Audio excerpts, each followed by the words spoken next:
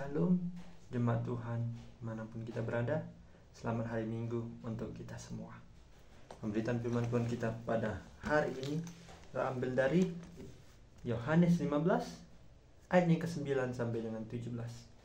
Yohanes 15 ayat yang ke-9 sampai dengan 17.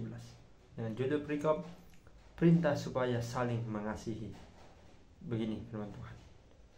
Seperti Bapa telah mengasihi aku, demikianlah juga aku telah mengasihi kamu. Tinggallah di dalam kasihku itu. Jikalau kamu menuruti perintahku, kamu akan tinggal di dalam kasihku. Seperti aku menuruti perintah Bapakku dan tinggal di dalam kasihnya. Semuanya itu kukatakan kepadamu, supaya sukacitaku ada di dalam kamu, dan sukacitamu menjadi penuh. Inilah perintahku, yaitu supaya kamu saling mengasihi, seperti aku telah mengasihi kamu. Tidak ada kasih yang lebih besar daripada kasih seorang yang memberikan nyawanya untuk sahabat-sahabatnya. Kamu adalah sahabatku, jikalau kamu berbuat apa yang kuperintahkan kepadamu. Aku tidak menyebut kamu lagi hamba, sebab hamba tidak tahu apa yang diperbuat oleh tuannya. Tetapi aku menyebut kamu sahabat, karena aku telah memberitahukan kepada kamu segala sesuatu yang telah kudengar dari Bapakku. Bukan kamu yang memilih aku, tetapi akulah yang memilih kamu. Dan aku telah menetapkan kamu supaya kamu pergi dan menghasilkan buah, dan buahmu itu tetap, supaya apa yang kamu minta kepada Bapa di dalam namaku diberikannya kepadamu. Inilah perintahku kepadamu, kasihilah seorang yang akan yang lain. Sejauh ini pemberitaan firman Tuhan. Sejauh ini pembacaan firman Tuhan. Berbahagialah orang yang mau mempraktekkan dan menghidupi firman ini dalam kehidupannya sehari-hari. Haleluya. Baik, sekali lagi shalom untuk kita semua.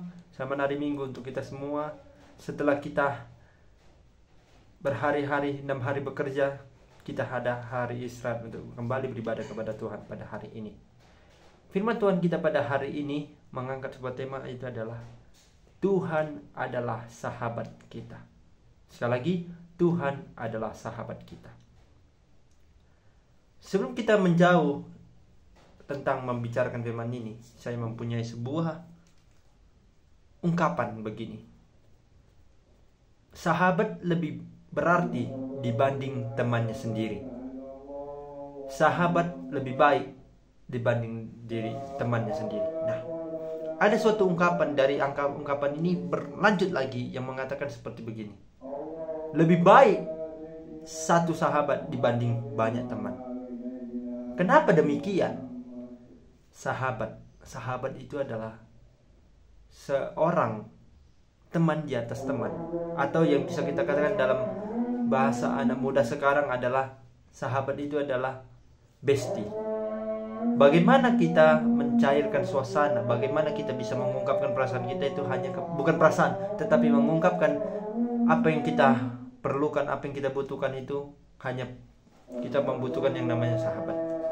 Pasti saudara, bapak, ibu yang terkasih dalam Tuhan pasti memiliki yang namanya sahabat di antara kehidupan kalian. Nah, saya juga termasuk mempunyai sahabat. Sahabat saya juga banyak, tetapi sahabat saya salah satunya itu sahabat terbaik. Nah, ketika saya memiliki sahabat ini, itu adalah sahabat dari kenapa saya menyebutkan dia sebagai sahabat? Karena saya dan dia itu adalah teman yang selalu baik, begitu, teman yang selalu ada, teman yang memberikan pengertian satu sama lain. Meskipun saya mempunyai teman yang lain, tetapi saya menganggap sahabat teman saya ini adalah sahabat terbaik, dan dia menganggap saya adalah sahabat terbaiknya juga kepada saya. Nah, begitu juga kepada dalam kehidupan kita ini. Siapakah sahabat kita yang sesungguhnya? Sahabat kita hanya sesungguhnya itu adalah Tuhan kita sendiri. Tuhan kita sendiri adalah sahabat, karena Tuhan telah memilih kita sebagai anaknya, sebagai muridnya, untuk mau memberitakan dan menjadikan kita sebagai sahabat Tuhan. Jelas di dalam ayat 9 dikatakan bahwasanya adalah seperti Bapa telah mengasihi aku, demikianlah juga aku telah mengasihi kamu. Tinggallah di dalam kasihku ini. Bapa mengasihi anaknya, yaitu Tuhan. Pasti Tuhan akan mengasihi Bapanya. Dan oleh sebab itu dari Bapa ke Tuhan, Tuhan ke Bapa, kemudian dari Tuhan kepada manusia, manusia kepada Tuhan, dan manusia kepada banyak orang. Itulah arti dari sahabat itu sendiri. Dia mau mengasihi Tuhan kita itu mengasihi kita. Oleh karena belas kasih-Nya, kita dituntut untuk menjadi tetap tinggal di dalam Tuhan. Ayat firman Tuhan kita pada hari ini tidak jauh berbeda atau masih bersangkut paut dengan pemberitaan firman Tuhan atau ayat kita pada sebelumnya itu di minggu lalu, yaitu terdapat dalam Yohanes 15 ayat yang 1-8, yaitu tentang berbuah di dalam Tuhan dan tinggal di dalam Tuhan. Bagaimana kita sendiri kalau kita hanya mengandalkan kekuatan kita sendiri? Tuhan tidak menginginkan kalau ada anaknya itu hidup sendiri. Makanya Tuhan kan datang kepada kita itu sebagai sahabat. Tuhan datang kepada kita itu seperti pencuri yang datang menyelinap dan membisikkan kepada kita bahwasanya kita ini adalah anak dari Tuhan. Bukan anak dari Tuhan, tetapi anak yang sungguh-sungguh dan juga mau menjalankan perintah Tuhan, begitu. Sebagai anak Tuhan, sebagai murid Tuhan, pasti kita akan menjalankan apa yang dikehendaki oleh Tuhan. Karena jelas juga dikatakan di dalam ayat 10, dikatakan, "Jikalau kamu menuruti perintahku, kamu akan tinggal di dalam kasihku, seperti aku menuruti perintah Bapakku dan tinggal di dalam kasih-Nya." Kalau kita mengikuti perintah Tuhan, pasti Tuhan akan memberkati kita dan membuat kita tinggal di dalamnya. Tuhan saja mengasihi Bapaknya, Tuhan saja juga mengasihi kita. Bagaimana kamu kalau mengasihi dirimu sendiri? Apakah kita lebih dulu mengasihi diri kita sendiri baru orang lain? Nah, mengapa demikian? Karena kan dari diri kita, bagaimana kita bisa mengintrospeksi diri kita sendiri, bagaimana kita bisa menjalankan kehidupan kita ini lebih dulu dari diri kita, baru kita kibarkan atau kiprahkan kepada banyak orang melalui kasihani, melalui pelayanan, melalui melayani, melalui memberikan kasih kepada banyak orang. Jelas di dalam ayat firman Tuhan dikatakan, dalam salah satu kitab mengatakan adalah, "Kasihilah sesamamu manusia seperti dirimu sendiri, karena itulah hukum yang terutama dan yang utama di dalam Tuhan." Dalam mengasihi, sebagai sahabat, sebagai saudara, kita harus dituntut untuk tetap hidup di dalam Tuhan. Apa yang dikatakan Tuhan itu adalah sebuah anugerah. Itu adalah sebuah perintah untuk kepada kita agar kita jalankan di dalam kehidupan kita sehari-hari dan kita praktekkan ke dalam kehidupan kita untuk bisa kita share atau kita berikan kepada banyak orang agar semua orang percaya bahwasanya Tuhan adalah Maha Pengasih, Tuhan adalah sahabat sejati kita.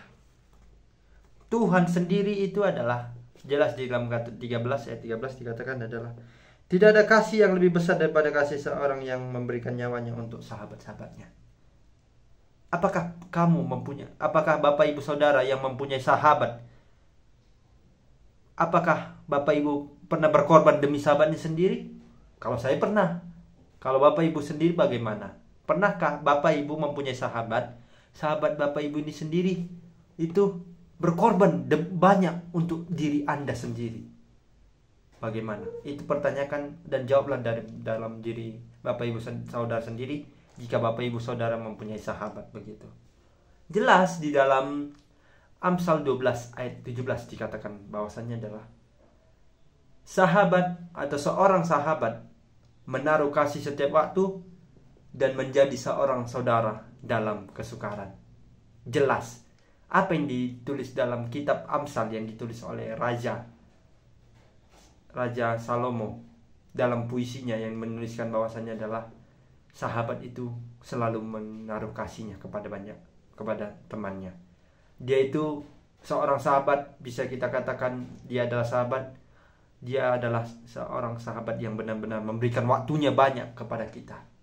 Ketika kita mau berbicara kepadanya, mau curhat kepadanya, dia siap untuk mendengar dan siap untuk tidak men-share akan apa yang diceritakan kita kepadanya. Karena seorang sahabat itu, dia itu selalu ada untuk kamu yang membutuhkan dia sebagai sahabat atau sebagai tempat untuk bercerita. Dalam kehidupan dunia nyata kita bisa menjadikan manusia lain itu sebagai sahabat kita. Tetapi dalam firman Tuhan kita ini, Tuhan adalah sahabat sejati kita. Di mana kita bisa berdoa kepada Tuhan, bercerita kepada Tuhan, curhat, gosip, keluh kesah kita dan segala macamnya kita serahkan kepada Tuhan. Pasti Tuhan akan menjawab dan Tuhan akan memberikan kita petunjuk agar kita bisa hidup dalam ketenangan, dan hidup dalam tentram Yesus itu sendiri. Saudara yang terkasih di dalam nama Tuhan, Tuhan tidak menyebut kita sebagai hamba. Kenapa? Pertanyaan, kenapa Yesus menyebut kita bukan hamba, tetapi anaknya? Karena Yesus tahu kalau bahwa ibaratnya hamba itu apa? Hamba itu adalah seorang yang disuruh-suruh oleh tuannya begitu. Nah, seorang hamba pasti memiliki yang namanya akal licik dan akal tidak sehatnya begitu. Karena apa yang telah dilakukan hamba itu pasti, apa yang dilakukan licik oleh hamba itu pasti tuan itu pasti tuannya bakalan tidak tahu. Terkecuali tuan itu mempunyai bodyguard yang mengawasi hambanya itu dalam melakukan pekerjaan. Kalau tidak melakukan pekerjaan dengan baik dan menggosipi tuannya, pasti bakalan ketahuan juga begitu. Nah, itulah diibaratkan Tuhan mengapa kita disebut sebagai anak Tuhan, bukan sebagai hamba. Karena hamba itu sama saja, ketika dijuluki sebagai hamba ya sama saja, pasti dia akan bakalan berkedok atau menceritakan hal-hal negatif yang dia tidak sukai daripada tuannya begitu kepada banyak temannya. Apakah itu sebagai hamba yang baik? Ya tentu saja tidak. Karena sebagai hamba itu, kalau kita sudah dipercayakan oleh Tuhan sebagai hambanya, kita harus menaati dan menjalankan perintah apa yang disuruh oleh tuannya. Begitulah juga dalam kehidupan kita sekarang ini. Mengapa Tuhan menjadikan kita sebagai anaknya? Karena Tuhan tahu, Tuhan mau juga menjadikan kita itu adalah anak-anak Tuhan yang hidup di dalam terang Tuhan, menjadi garam, menjadi terang, menjadi anak-anak yang baik di dalam kehidupannya, dalam berkeluarga, di kehidupan bermasyarakat, dan di kehidupan keluarga, bergereja dan sebagainya begitu. Jelas juga bahwasanya saudara yang terkasih, Tuhan bukan kita yang memilih Tuhan, tetapi Tuhanlah yang memilih kita sebagai sahabatnya. Karena melalui Tuhan akan menetapkan kita sebagai anaknya. Tuhan mau kita menghasilkan buah yang banyak dan tinggal di dalam Tuhan.